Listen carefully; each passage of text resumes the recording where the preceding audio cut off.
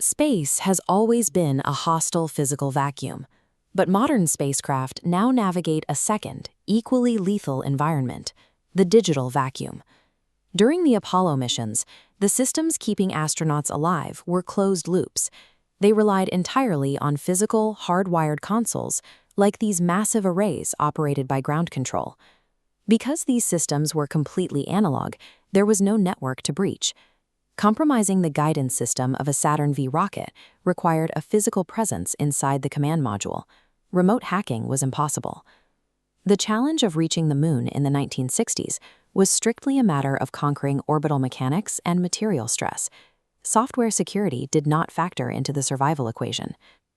Artemis II operates on an entirely different architecture. Beneath the sleek exterior of the Orion capsule is a flying supercomputer. It depends on continuous high-bandwidth telemetry and software updates sent from Earth to function. That absolute reliance on connectivity creates a structural vulnerability that the Apollo engineers never had to mitigate. The craft is permanently linked to an external data stream. In deep space, a corrupted line of code governing the oxygen scrubbers is just as lethal as a micrometeoroid puncturing the physical hull. Let's look at how a modern breach plays out mid-flight. A malicious payload is transmitted toward the capsule, disguised as a routine navigation software patch. A massive receiver like this Earth-based dish broadcasts the signal, using the exact same deep space communication channels NASA uses for legitimate commands. This highlights a major architectural trade-off. To navigate and survive, the spacecraft must maintain an active ingestion port for incoming signals, leaving the system perpetually exposed to the void. Standard Earth-based firewalls are useless when a system is designed to absorb external commands while drifting through deep space. When that disguised patch arrives, the ship's computer has to make an instant calculation. It must determine if a data anomaly is cosmic radiation interference or a deliberate intrusion. The system defends itself using behavioral analysis. Two seemingly identical data packets appear. One follows protocols, while the other aggressively multiplies. The AI ignores what the code claims to be. It watches how it acts, instantly flagging unauthorized attempts to breach life support boundaries. Deep space security has evolved.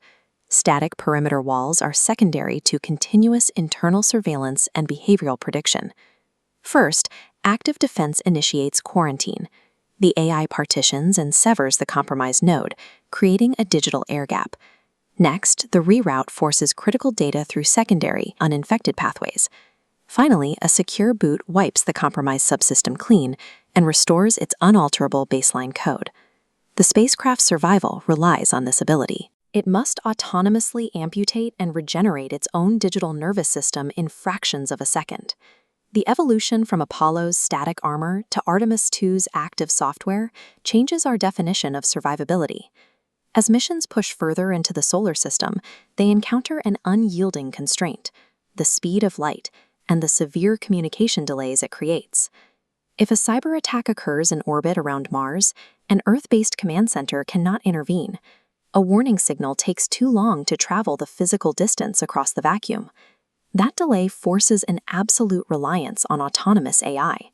Deep space vehicles must identify, fight, and win their own digital battles in real time, completely alone.